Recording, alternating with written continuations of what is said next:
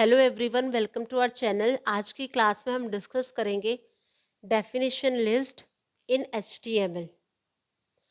A definition list DL tag is used to present a list of definitions for terms। A definition list DL tag का हम use करते हैं present करने के लिए a list of definitions को for terms.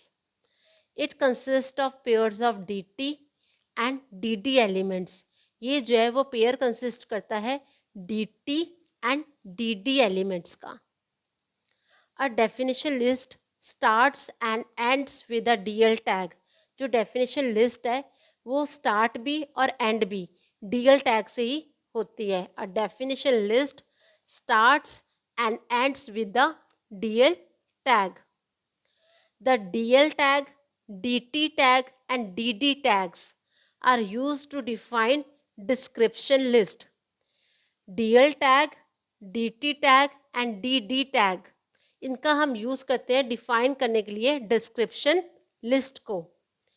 The DL tag defines the description list. जो DL tag है वो डिफाइन करता है डिस्क्रिप्शन लिस्ट को। DT tag defines data term, और DT टैग जो है वो डिफाइन करता है डेटा टर्म को। DD tag defines data definition. DD tag जो है वो डिफाइन करता है डेटा डेफिनेशन को। DL टैग जो कि डिफाइन करता है डिस्क्रिप्शन लिस्ट को। DT टैग जो कि डिफाइन करता है डेटा टर्म को।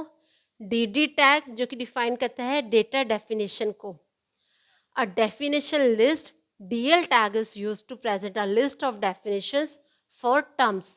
It consists of a pair of DT and DD elements.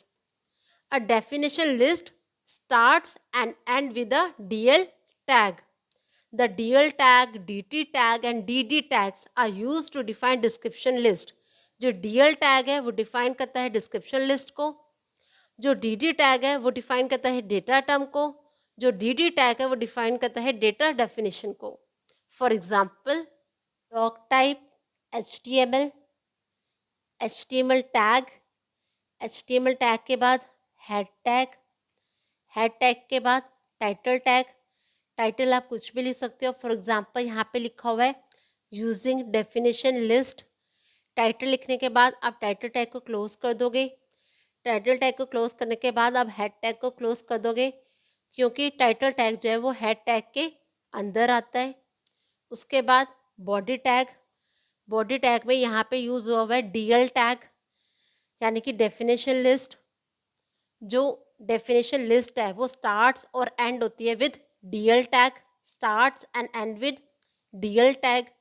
DT tag क्या होता है? जो कि डिफाइन करता है डेटा टर्म को। यहाँ पे लिखा हुआ है SQL। उसके बाद आप DT टैग को क्लोज कर दोगे। DD टैग जो कि डिफाइन करता है डेटा डिस्क्रिप्शन को, जैसे कि यहाँ पे लिखा हुआ है is a query language. Text लिखने के बाद आप DD टैग को क्लोज कर दोगे।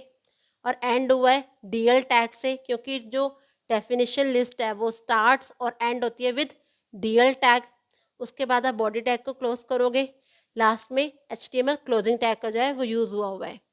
अब इसकी आउटपुट कैसे आएगी? आउटपुट इसकी ऐसे होएगी कि SQL नीचे आएगा इज़ अ क्वेरी लैंग्वेज, यहाँ पे थोड़ा स्पेस देके SQL is a query language. DL tag क्या होता है? जो DL टैग है वो डिफाइन करता है डिस्क्रिप्शन लिस्ट को।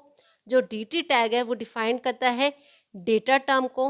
और जो DD टैग है वो डिफाइन करता है डेटा डिस्क्रिप्शन को। तो ये थे डेफिनेशन लिस्ट। आई होप आपको ये वीडियो अच्छी लगी हो, तो please like, share and subscribe करना चैनल को। Thanks for watching.